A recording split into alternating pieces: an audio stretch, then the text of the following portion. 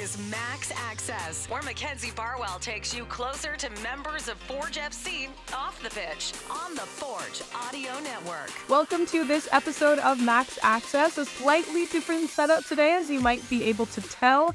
In anticipation for Forge FC's third annual Spark Summit, I will be joined by our event host today, Jacqueline Dorrey. If you're unfamiliar with the event, the Spark Summit is dedicated to empowering, inspiring, and connecting women in the sports industry. This year, held once again at Tim Hortons Field, taking place on September 28th. It features two panels of accomplished female professionals, followed by a night of soccer, as Forge FC will take on York United in that CPL 905 derby. So I thought, what better way to kick things off and build the excitement for this year's Spark Summit than by getting to know our three-time event host, Jacqueline Dorrey. She's an integral part to this event and has almost 10 years of experience. Jacqueline, welcome to Max Access. I'm so happy to have you for today's special presentation. We're here to talk all things Spark Summit, and thank you so much for taking the time. Hi, Mac. Thanks for having me. I'm super excited. It's almost that time. It's fall, which means it's time for the Spark Summit, so I'm super happy to be here. It came around fast, we just said, but it's exciting stuff. And of course, we're so excited to have you back for the third time. And we know your role on a pretty high level, I think, perspective with regards to your producing role, but also your on-air experience working with CBC Sports, but also MLSE. So could you go a little bit more in depth on your current role and the pathway that got you to this point? Yeah, right now I'm a senior producer at MLSE. I work for what we call Team Blue, which means that I focus mostly on hockey and football, which means the Toronto Maple Leafs, Toronto Marlies, as well as the Toronto Argonauts. So we're in a season with the Argos right now, and that's always super exciting. But yeah, how I got here, I mean, it's kind of been a natural evolution, to be honest. I kind of had never really imagined sports as where I would end up. But I went to school at Sheridan back to do journalism for post-grad. And when I was there, the Hamilton Tiger Cats, kind of consistently came back to Sheridan to get new interns. And I was like, well, I don't know anything about football, but you know what? An on-camera internship sounds exactly perfect for me, exactly right. So I went for it and I got it. And it kind of all steamrolled from there. From there, I went straight to CBC Sports, where I started small, like radio interviews, things like that, which was perfect because I just spent, I think it was like, they went to the Grey Cup that year. So I think it might have been like 6 months interviewing athletes, doing scrums. It was a long internship.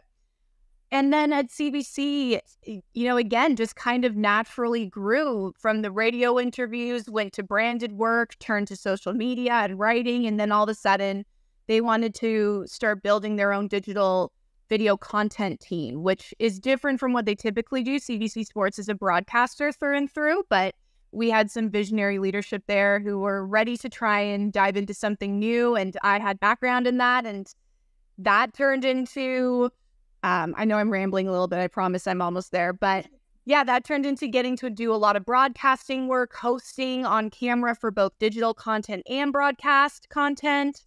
A little bit of reporting here and there, but yeah, producing through and through that entire time. So that kind of led me to a new opportunity at MLSE, which I think was a good change because CBC Sports was very journalistic. I spent 7 years telling stories, being unbiased, and letting the athletes speak for themselves. Where at MLSE, it's a lot of branded content, right? It's brand marketing. So the messaging is more nuanced. You're finding ways to tell stories that also encapsulate, a brand that goes back 100 years. Like it's really interesting and it's a different perspective. So I'm learning a lot still to this day, even though I'm doing something that I've done for a really long time. Yeah, well, to your point, it's so cool. Looking at like the timeline of your career, I feel like you've experienced the evolution of like traditional broadcast sports media, having that, your foot in social media stuff, and then watching also CBC like grow into that space as well. For the record, you're not rambling. I just asked you the most loaded question. Just describe your entire career up until this point. You just tell me when to can it and I'll zip it. But yeah, no, fair enough. I appreciate you making me feel better. Yeah, all good. I think it's so cool too that you didn't realize that you would end up in sports. Like, what was that moment where you thought, okay, this is it? Was it the Ticats internship? I think it must have been where I got the bug, to be honest. Yeah, because I think a lot of people, they grew up watching the Olympics or, Saturday night hockey with dad and mom, things like that. My household wasn't really a sports watching family. I think my dad and my brother were very much into the Leafs, so it's ironic I work for them now, and it's nice to kind of have that in common with my brother now. But yeah, I think it's just sports is fun, man. It's just fun.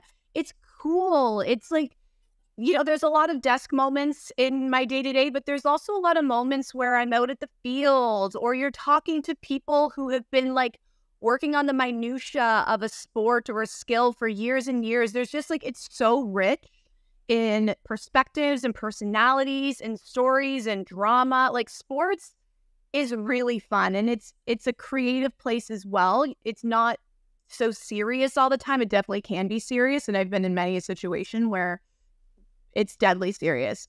And then there's other times where it's celebratory. It's great. I'm a Leo. I like a lot of action, and sports definitely covers the realm. It keeps me happy. Yeah. I love that answer. That's so true. Don't you think? Yeah, 100%. And I think like sometimes that's just what it comes down to, how fun and just cool it is. And it's especially when you talk about sports media, because I think that's another element of our job that is consistently changing. I think sports in and of itself is going through a lot of different growth spurts in the last 10, 15, 20 years, but so is media on the other side. So you're kind of balancing the way the industry's going and the sports side of things, but also technologically and just kind of the different mediums that are popping up and how you stay up to date on the media side of things. So if you like to keep things spicy, sports would be good for you, even if you don't necessarily know the rules, because you can always learn that. Jackie, watching all of the interviews that you've done in the on-air presentation, like to think that you weren't a child that grew up in a sports-oriented or watching household is actually crazy to me. It's crazy to me. Like, I know more about figure skating than I ever thought I would know. I know more about hockey than I ever thought that I would know. And a lot of this came later in my career, too. So I think to a certain degree, there's like, once you become an expert with your 10,000 hours in the production side of things, you can kind of learn how to apply your marketable skills to different sports and to different brands, et cetera, et cetera. Well, I'm excited because we're going to get to hear from all of those different perspectives for the Sparks. Oh, yeah. And I want to talk about your experience with the event itself, as we've talked about 3 years in a row now.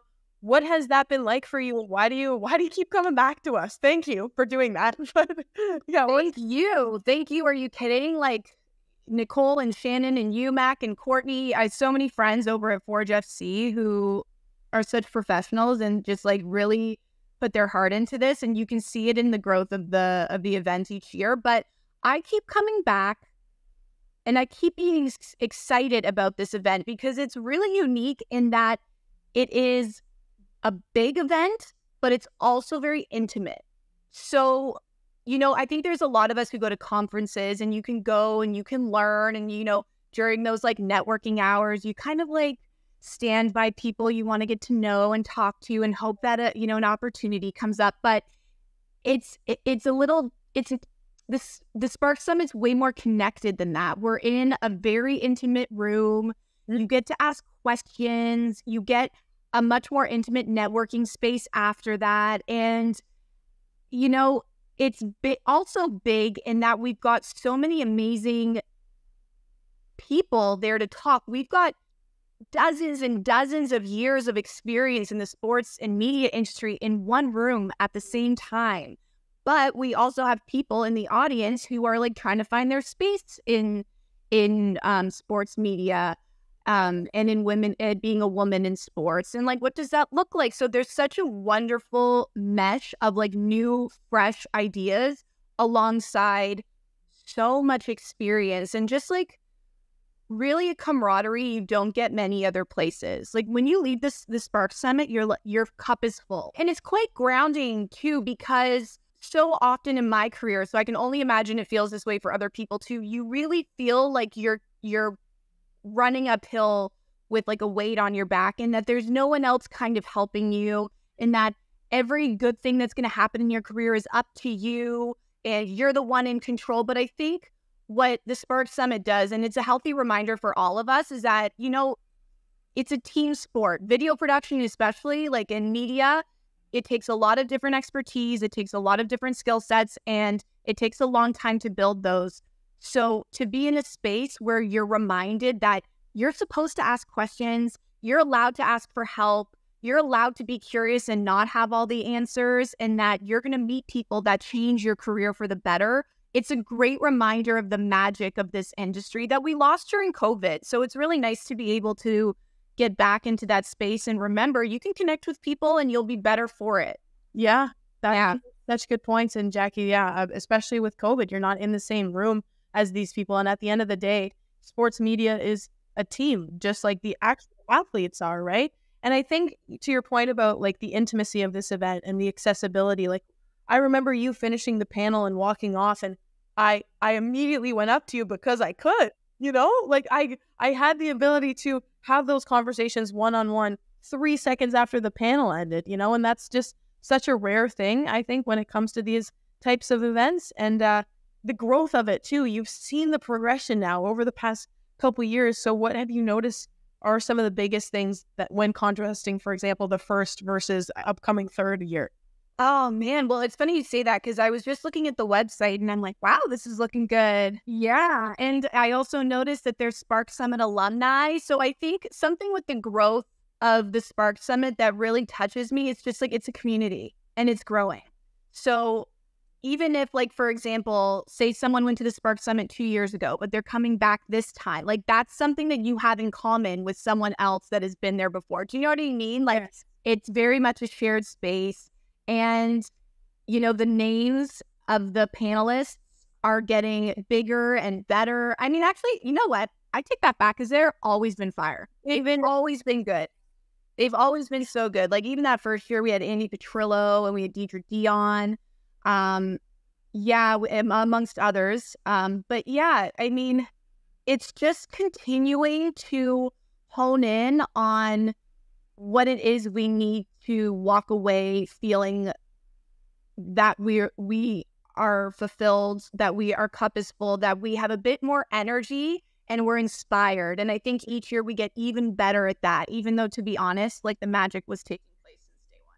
I was going to say, yeah, the bar was set high the first time it happened. And even if you look at the you're right. Like, for example, Lindsay Hamilton from TSN was there last year. And, you know, because of how small this event is and those conversations that are able to be had afterwards, like that, those are relationships that you will maintain after just one day at the Spark Summit. For example, I saw Lindsay months later at the Great Cup Festival, and she recognized me in the elevator. And I was like, this is what the Spark Summit can do. Exactly. And that's what I meant earlier. Like maybe there's someone who you didn't get to talk to, or maybe you went year one and they went year two, but now all of a sudden you have something in common with Lindsay Hamilton.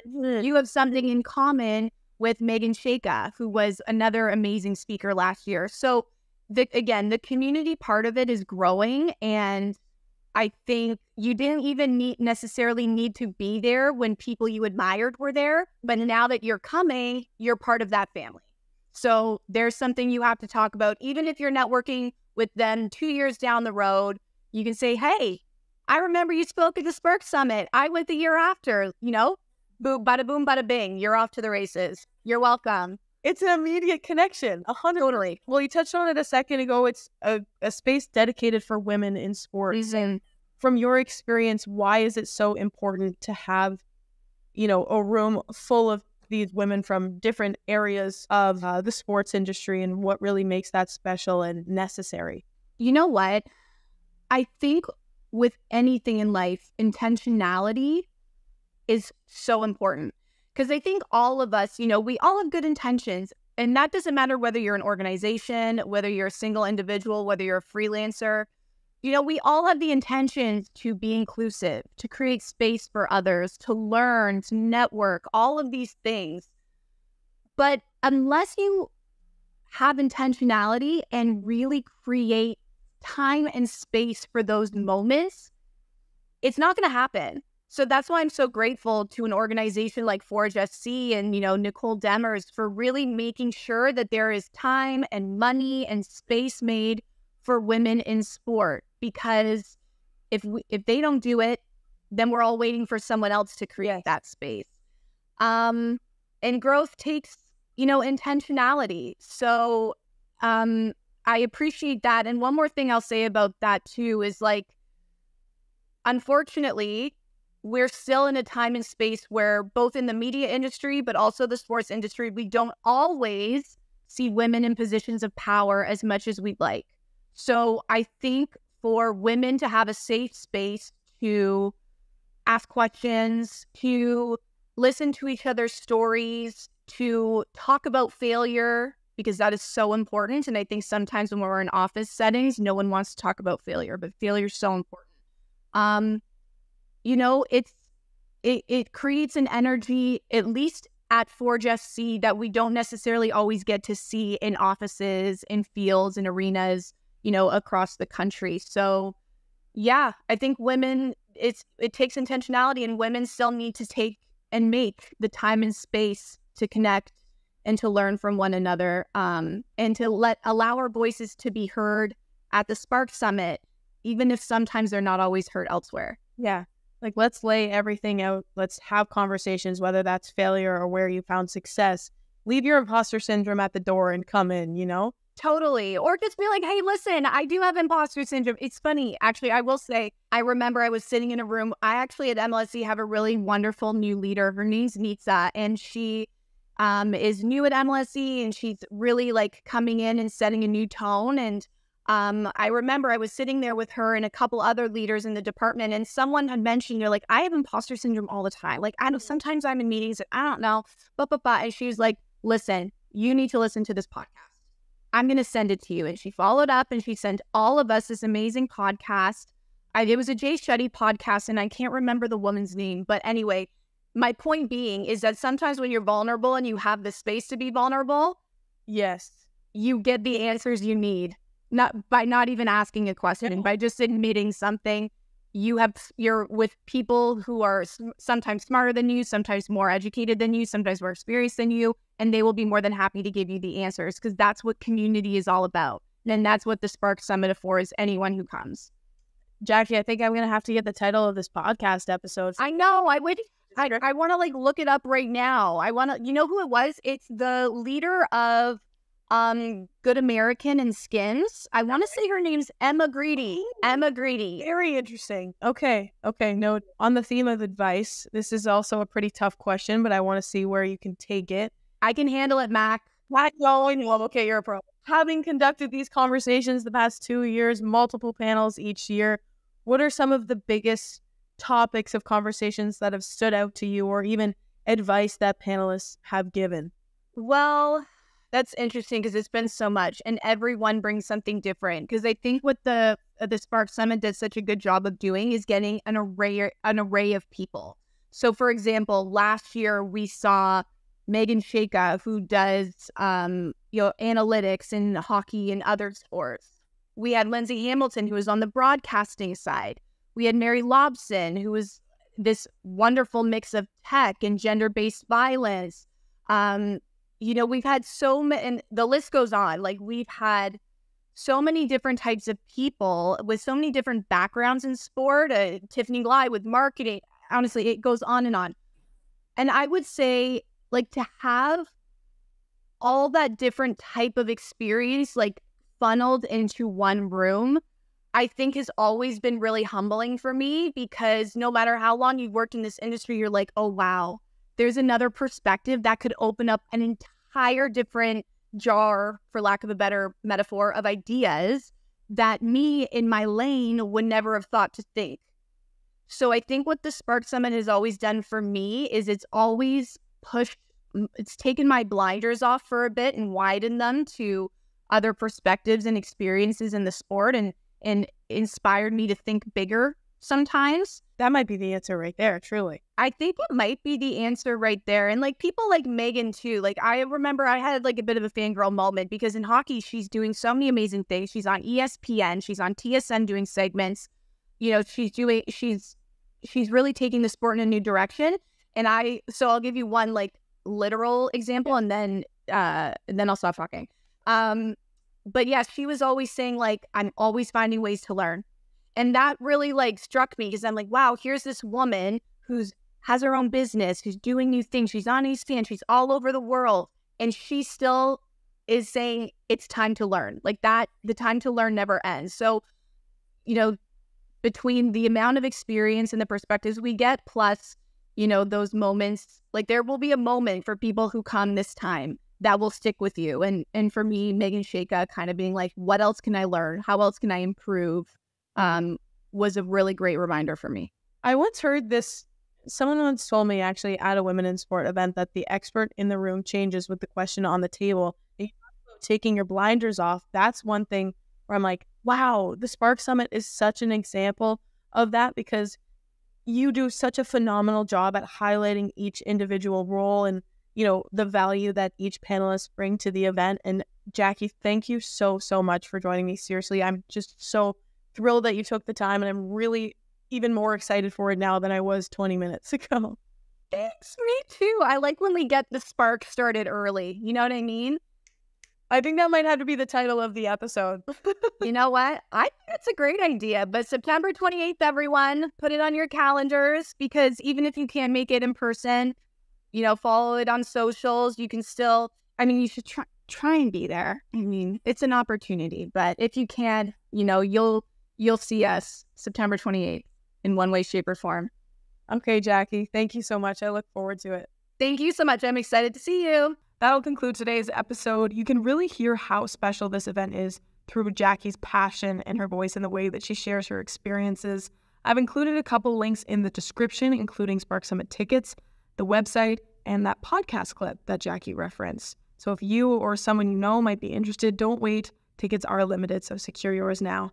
Thank you so much for listening to today's episode, and I'll be back to check in on the audio network with Coach Bobby very soon.